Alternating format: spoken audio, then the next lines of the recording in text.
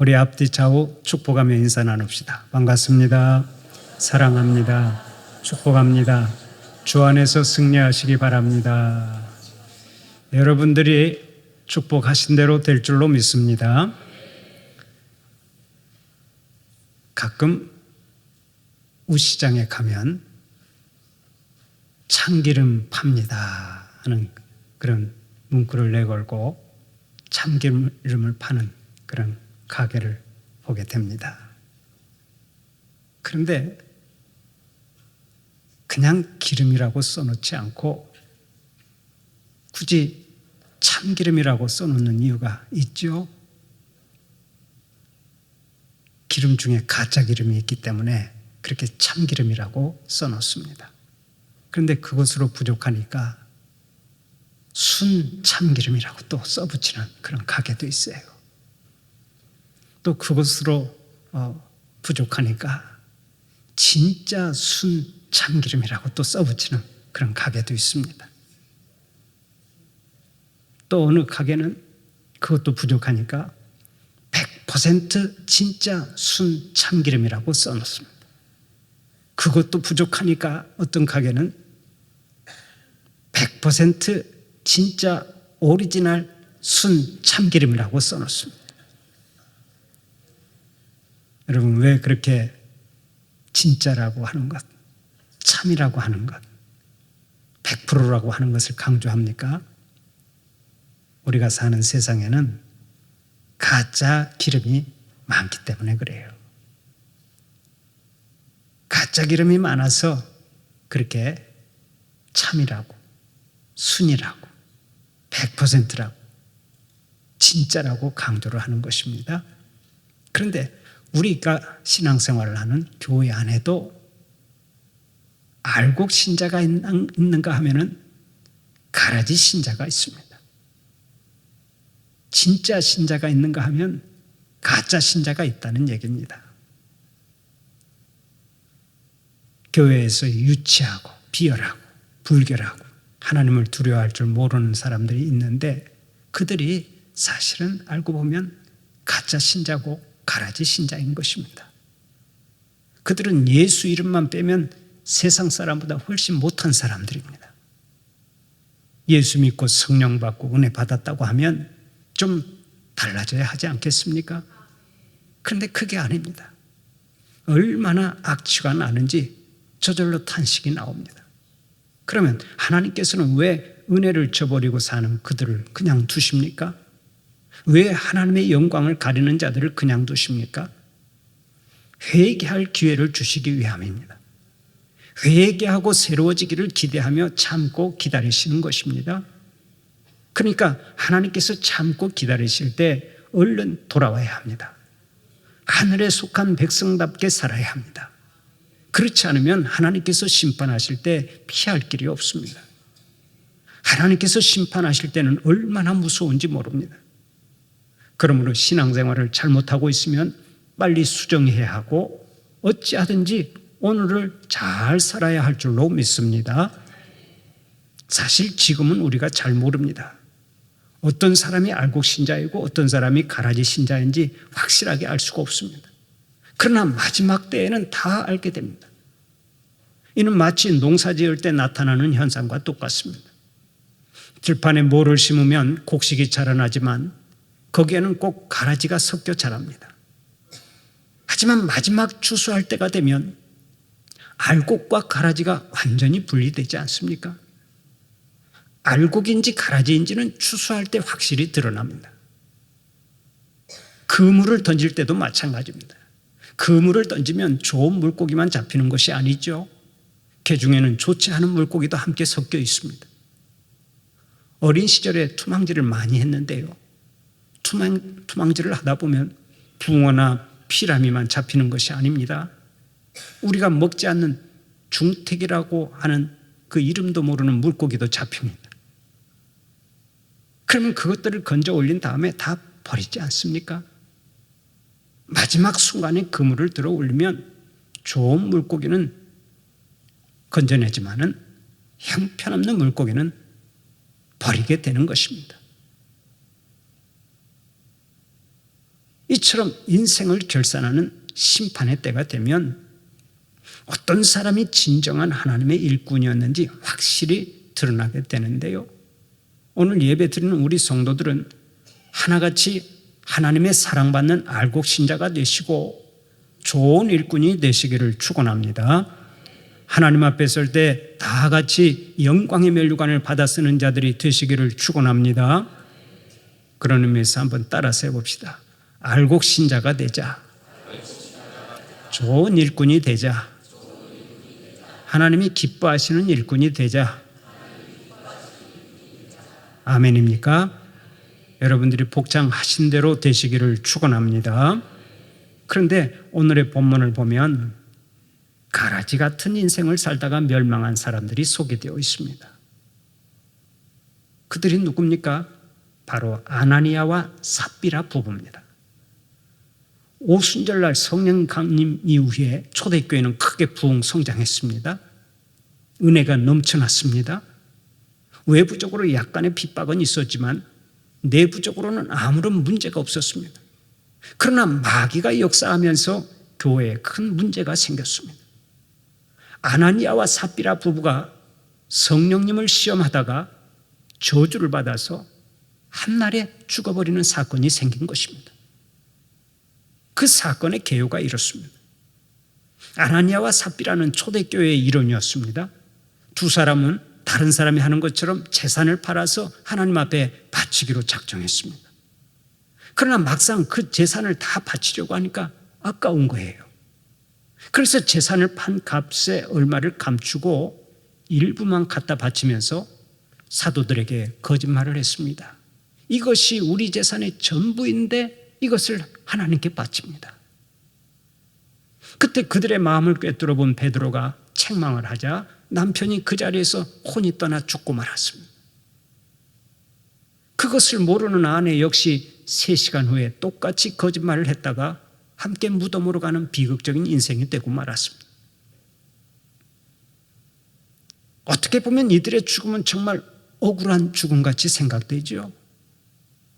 하나님께 실컷 바치고 저주받아 죽었으니 얼마나 불쌍한 사람들입니까? 차라리 헌금을 하지 않았으면 그렇게 급사하지는 않았을 것입니다.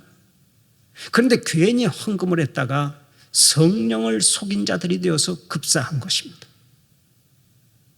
거기에다가 이들의 거짓말은 온전한 거짓말도 아니지 않습니까?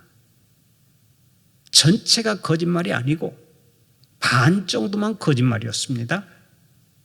그러므로 본문을 피상적으로만 읽으면 하나님께서 좀 지나치시지 않았나 하는 생각을 갖게 됩니다.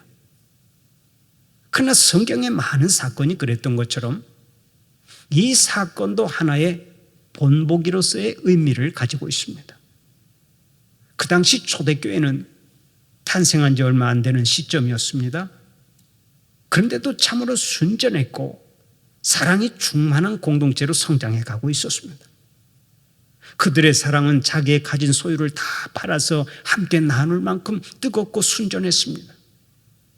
바로 그때 아나니아와 삽비라 부부가 교회를 속이고 그 순수한 공동체에 먹칠을 한 것입니다. 그로 인해 형제들의 신뢰를 크게 손상시켰습니다. 교회 탄생의 원동력이 되는 성령을 회방하게 되었습니다. 교회의 성장을 크게 방해하는 자들이 되었습니다. 바로 이것 때문에 그들이 큰 심판을 받게 된 것입니다. 오늘은 이 비극적인 사건이 주는 교훈은 무엇인지를 살펴보면서 함께 은혜를 나누고자 하는데요. 본문이 주는 영적 교훈이 무엇입니까? 첫째로 위장된 헌신은 도리어 화를 자초한다는 것입니다. 오늘의 본문 1절 2절 말씀을 다시 한번 함께 읽어볼까요? 1절 2절 말씀을 다시 한번 봉독합니다. 아나니아라 하는 사람이 그의 아내 삽비라와 더불어 소유를 팔아 그 값에서 얼마를 감추매 그 아내도 알더라. 얼마만 가져다가 사도들의 팔 앞에 두니. 아멘. 아나니아와 삽비라는 자신들의 소유를 팔아 그 중에 얼마를 사도들의 발 앞에 내놓았습니다. 이들의 모습을 보면 외면적으로 아주 훌륭한 일을 한 것입니다.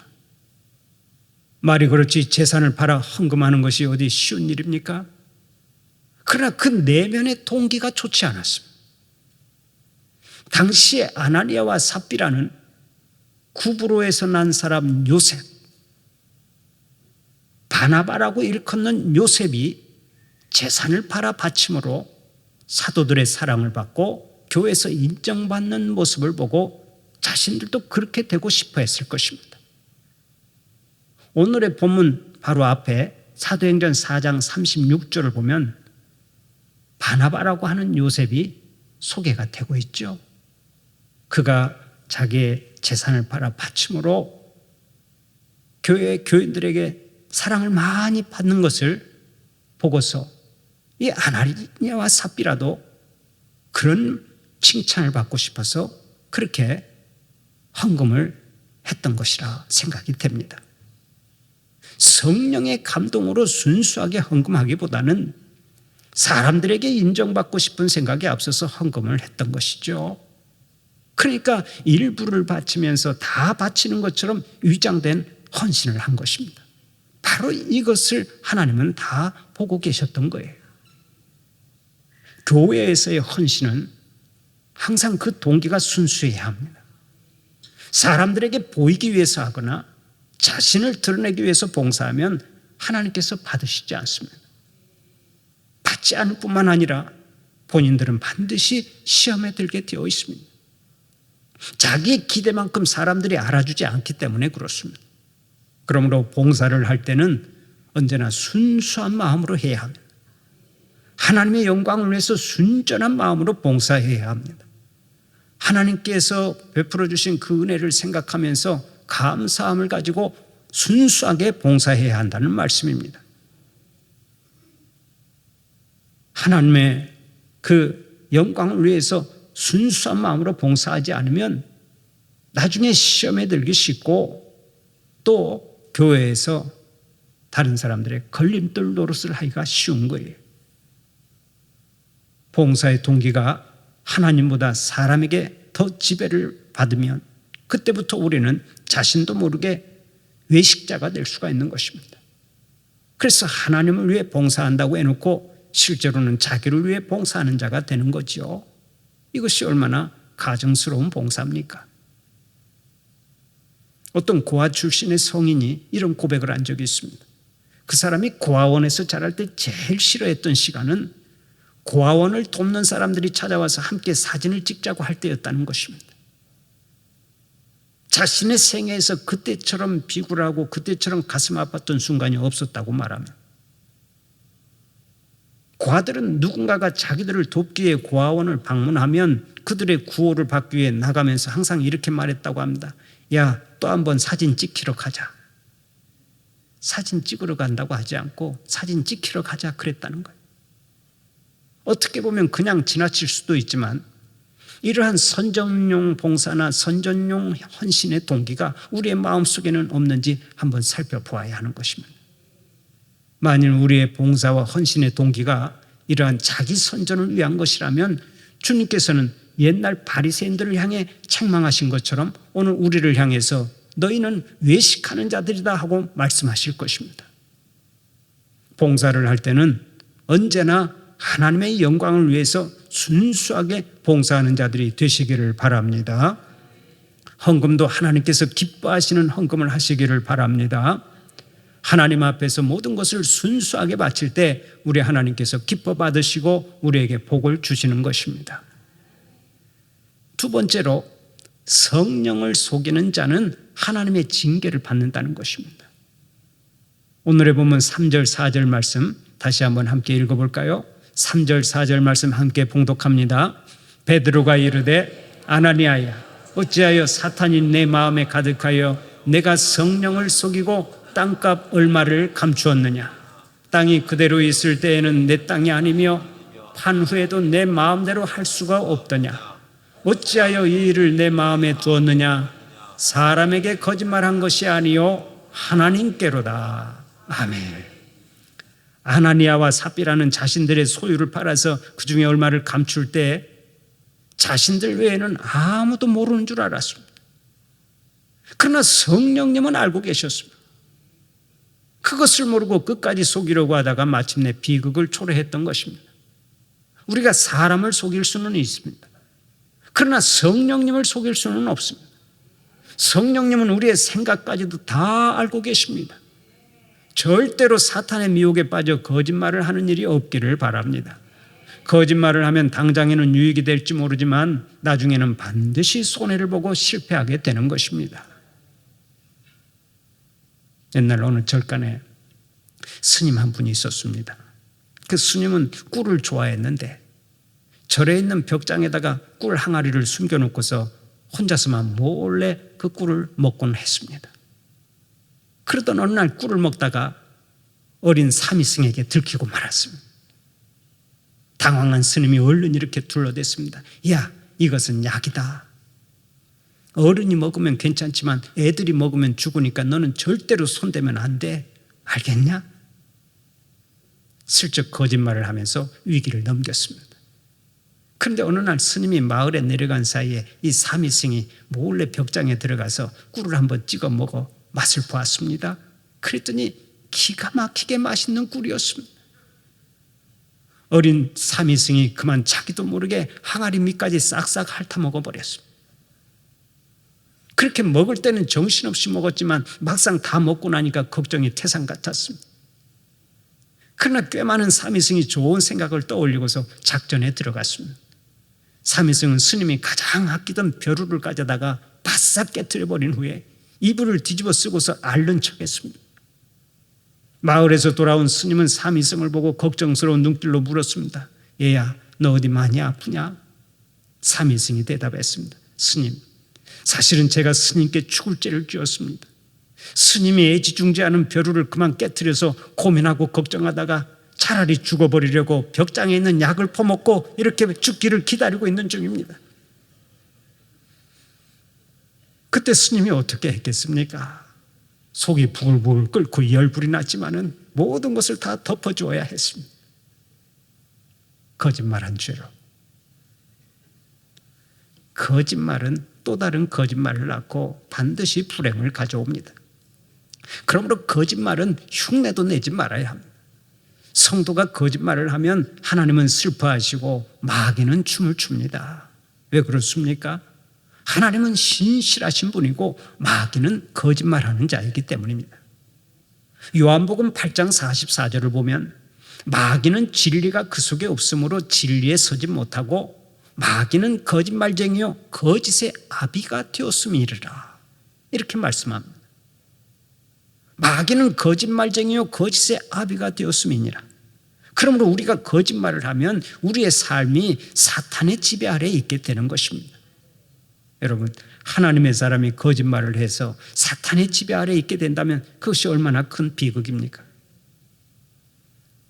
하나님은 에베소서 4장 25절을 통해 오늘 또 분명하게 말씀하십니다. 그런즉 거짓을 버리고 각각 그 이웃과 더불어 참된 것을 말하라. 사랑하는 우리 성도들은 사람들 앞에서 참된 것을 말하시기 바랍니다. 하루를 살아도 정직하게 살면서 하나님께 영광 돌리는 자들이 되시기를 축원합니다. 세 번째로, 부부는 돕는 배필의 사명을 잘 감당해야 된다는 것입니다. 오늘의 본문 7절 8절을 보면 이렇게 말씀하죠. 3시간쯤 지나 그의 아내가 그 일어난 일을 알지 못하고 들어오니 베드로가 이르되 그 땅 반값이 이것뿐이냐 내게 말하라 하니 이르되 예 이것뿐이라 하더라.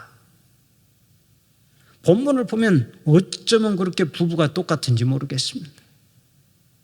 남편이 거짓말을 하다가 죽었는데 그 아내도 똑같이 거짓말을 하고 있습니다.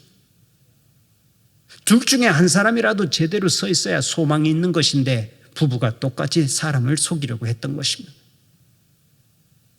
성경을 보면 부부를 가리켜서 돕는 배필이라고 말합니다. 여기서 돕는다라고 하는 말은 생활의 필요를 주고받는 일상적이고 단순한 면만을 의미하지 않습니다. 다시 말해서 돕는다고 하는 말은 정신적인 유익까지 포함해서 상대방을 유익하게 하는 역할을 의미합니다. 그렇다면 여러분은 지금의 배우자를 유익하게 하는 자입니까? 아니면 해를 끼치는 자입니까? 부부는 진정한 의미에서 서로의 삶에 유익을 가져다 주어야 합니다.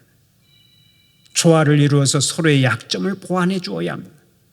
한쪽이 낭비벽이 심할 때는 다른 한쪽이 전략해서 조화를 이루어야 하나님께서 예비하신 복을 받을 수 있습니다. 한쪽이 성질이 급하면 한쪽이 느긋해서 조화를 이루어야 하나님께서 예비하신 복을 받을 수 있습니다.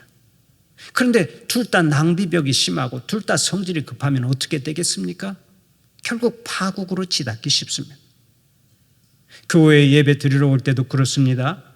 한쪽이 지각하면 한쪽이라도 서둘러서 제 시간에 와야 소망이 있지 않겠습니까? 둘 다 느리고 둘 다 신앙에 열정이 없으면 별로 소망이 없습니다. 오늘 예배 드리는 여러분들은 서로의 약점을 보완해주는 좋은 배필이 되시기를 바랍니다. 오늘의 본문을 보면 너무나 아쉬움이 많습니다. 아나니아가 거짓말을 하려고 할 때 부인인 삽비라가 여보 하나님과 사람 앞에 진실합시다 하며 충고를 했다면 상황이 달라졌을 것입니다. 아마 그들도 바나바처럼 위대한 하나님의 종으로 기록되는 영광을 얻었을지 모릅니다. 부부는 피차 돕는 배필이 되어야 합니다. 사랑하는 우리 성도들은 돕는 배필의 사명을 잘 감당해서 우리 하나님이 예비하신 복을 충만히 누리는 자들이 되시기를 축원합니다. 마지막으로 하나님께서 주시는 회개의 기회를 거절한 자는 심판을 받는다는 것입니다. 오늘의 본문 7절 8절을 보면 이렇게 말씀하죠. 3시간쯤 지나 그의 아내가 그 일어난 일을 알지 못하고 들어오니 베드로가 이르되 그 땅 판값이 이것뿐이냐 내게 말하라 하니 이르되 예 이것뿐이라 하더라. 본문을 보면 자기 남편이 죽은 줄도 모르고 집에 들어온 삽비라에게 베드로가 묻습니다. 그 땅 판값이 이것뿐이냐? 베드로가 몰라서 묻는 말이 아닙니다. 그녀의 양심에 찔림을 주고 회개할 수 있도록 유도하는 질문이었습니다.